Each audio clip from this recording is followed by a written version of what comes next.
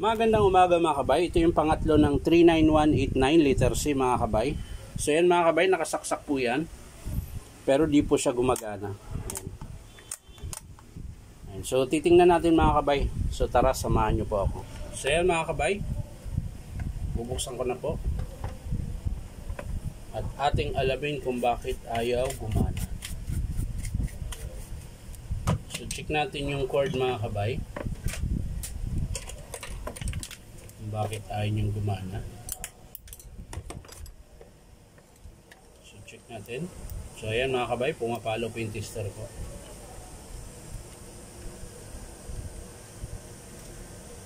Meron. So meron mga kabay, wala po sa cord ang sira. So tingnan natin dito sa element mga kabay.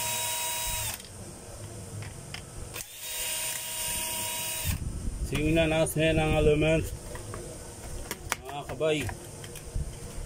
At bakit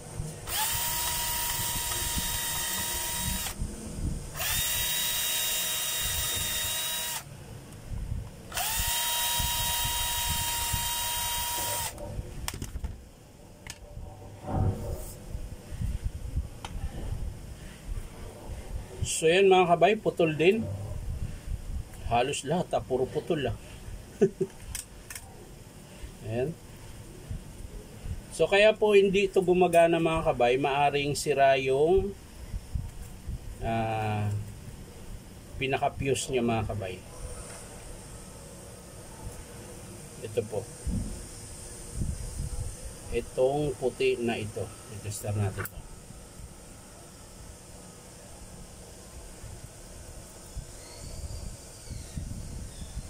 Meron.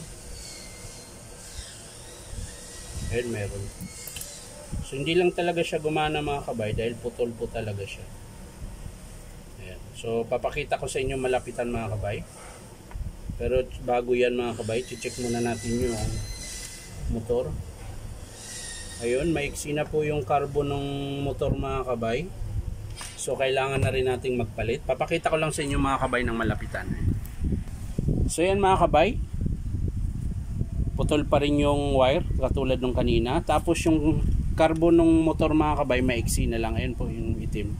So ang papalitan dito mga kabay, dalawa. Isang element tsaka isang motor. Ayan. So hindi ko na po ipapakita mga kabay kung paano ikabit.